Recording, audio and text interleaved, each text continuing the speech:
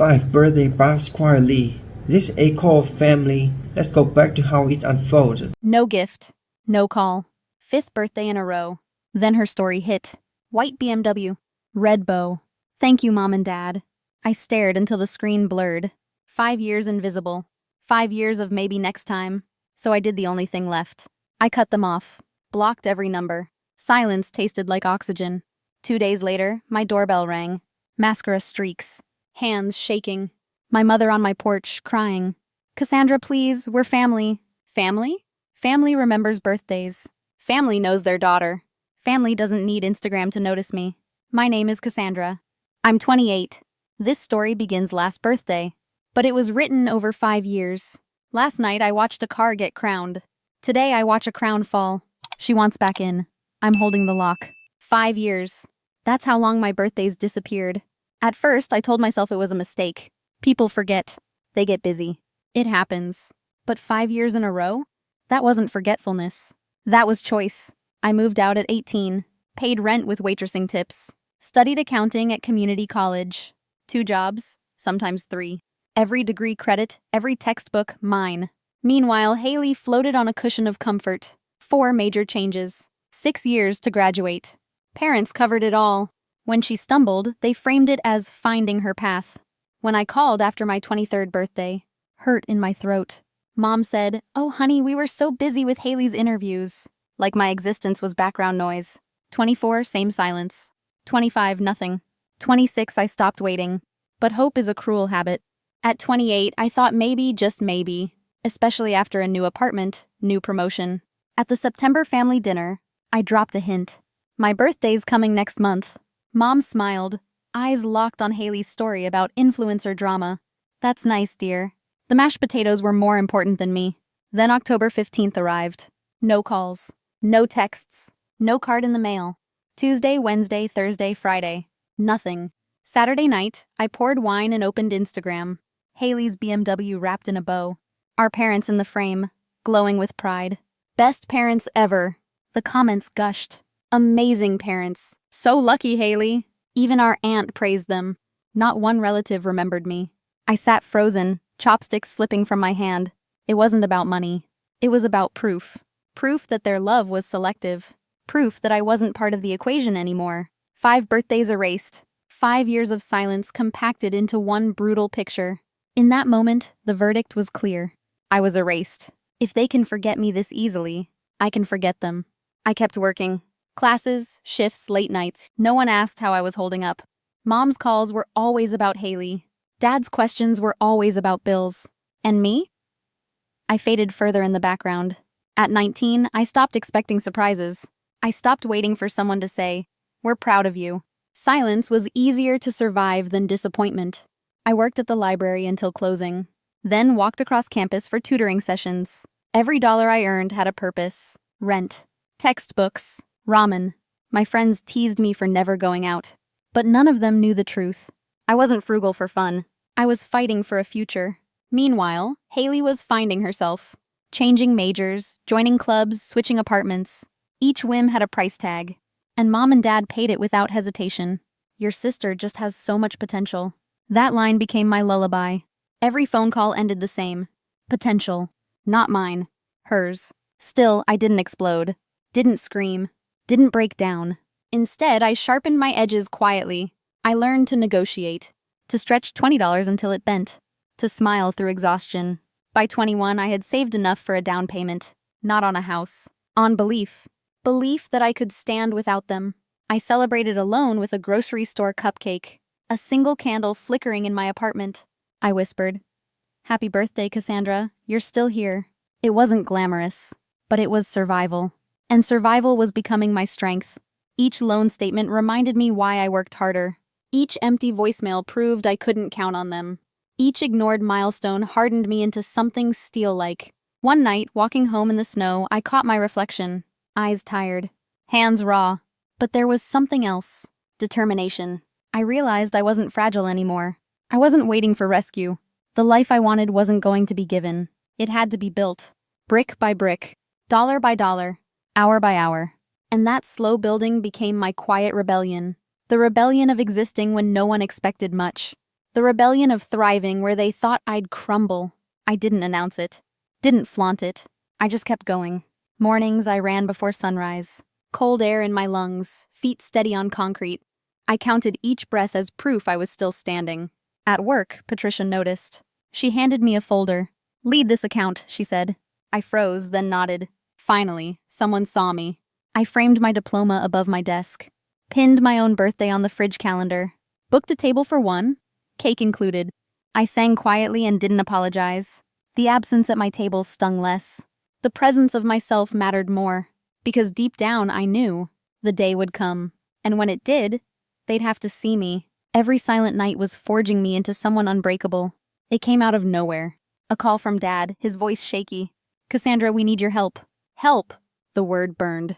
I hadn't heard it from him in years. He said Mom's medical bills were piling up. The mortgage was behind. They needed money, fast. I gripped the phone tighter. "Have you asked Haley?" I asked. The silence was heavy. Finally, he admitted it. "Haley's not in a position to help right now. Not in a position." That phrase rattled. I pushed. "What do you mean?" Another pause. "She's living with us again, in the basement." My breath caught. The golden child. The one with every advantage. Back in the same house we grew up in. I wanted to laugh. Wanted to scream. Instead, I listened. Dad kept talking. "We're family. We've always supported each other. We just need you this time." Supported. I almost dropped the phone. Supported who? Not me. At 21, I was working 3 jobs. At 23, I celebrated birthdays alone. At 25, I begged for a phone call. They didn't support me.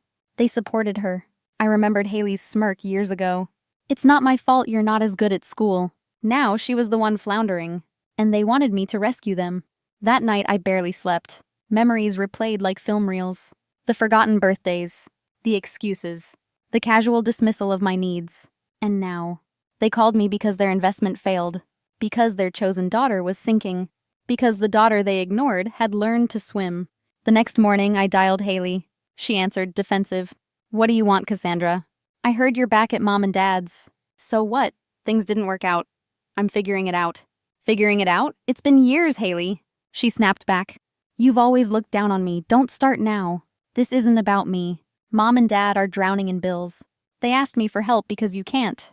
Her laugh was sharp, bitter. "Oh, look at you. Miss Perfect.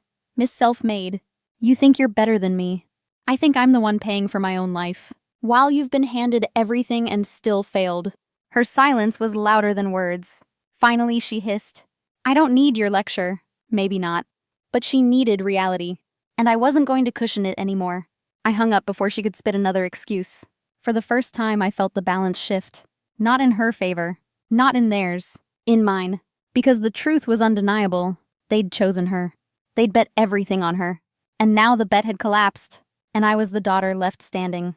The calls didn't stop. Voicemails, texts, even emails at work. "Cassandra, please, we're desperate." Family takes care of family. Family. That word had lost meaning years ago. Finally, I picked up. Mom's voice cracked through the line. "Sweetheart, we know we weren't perfect. But this is serious. We need you."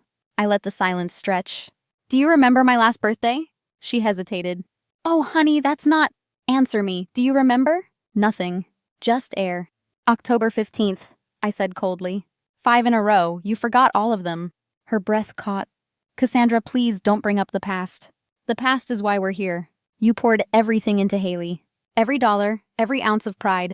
You made it clear I wasn't worth the investment." Mom started crying. Dad grabbed the phone. "Enough, we admit mistakes, but you can't punish us forever." Punish. The word sliced. "I'm not punishing you. I'm protecting myself." I reminded them of the BMW, of the lavish graduation party, of the vacations, the gifts, the endless excuses, while I worked 3 jobs, eating ramen in silence. "You called me independent," I said. "You told me I could handle disappointment. But the truth is you used me as the child you could neglect. Because Haley required attention, and money, and endless patience." Dad tried to interrupt. "You're twisting this." "No," I snapped. "I'm remembering it. Every detail you want me to forget." The room around me blurred, but my voice stayed sharp. "Now Haley is broke, living in your basement. And you want me to save the family." They didn't speak. I pressed harder. Where was family when I cried alone on my birthdays? Where was family when I begged for recognition? Where was family when I graduated? And you didn't even show up? Their silence was the answer. It always had been. Finally, Dad muttered, "We were wrong, but can't you forgive us?" Forgiveness. The word almost made me laugh. Forgiveness doesn't erase consequences. You chose Haley. Now Haley is the one you lean on. Mom sobbed louder. "You're our daughter too," she pleaded. "Don't make us lose both of you." I felt my throat tighten, but anger kept me steady. "You lost me years ago. When you stopped seeing me at all." Dad's voice cracked. "You'll regret this someday." I almost smiled. "No, I won't, because for once, I'm not the invisible daughter begging for love. I'm the woman who walked away." And walking away felt like the loudest answer I'd ever given. They wanted me to fold. I chose to stand. After that night, the noise faded. No more desperate voicemails. No more guilt-laced texts. The silence wasn't empty. It was peaceful. It was mine. I poured my energy into the life I had built. Work, friendships, the man who saw me clearly. Every part of my world felt chosen. By me, for me. And the strangest thing happened. I started breathing easier. Like I'd been holding my breath for years, waiting for scraps of attention that never came. In therapy, I admitted the hardest truth. I wasn't grieving the parents I had. I was grieving the parents I wished existed. The ones who celebrated me. The ones who cared without conditions. But fantasies don't change reality. And reality was this. I had built myself without them. And I wasn't broken. When my wedding day came, I looked around at the people who showed up. Jake's family. My friends. The ones who remembered birthdays. Who asked about my life. Who clapped when I won small victories. That was family. Not blood. Not obligation. Choice. Months later, a card arrived in the mail. "Thinking of you." Signed by Linda and Robert. I placed it in the trash without opening it. Not out of hate, but out of closure. Because forgiveness isn't about letting them back in. It's about letting myself walk free. I'm Cassandra. I'm 29 years old. My birthday is October 15th. And it's celebrated by people who love me enough to remember it. If you've ever been made invisible, if you've been told your needs don't matter, listen carefully. You are not invisible. And walking away might be the first step toward being truly seen.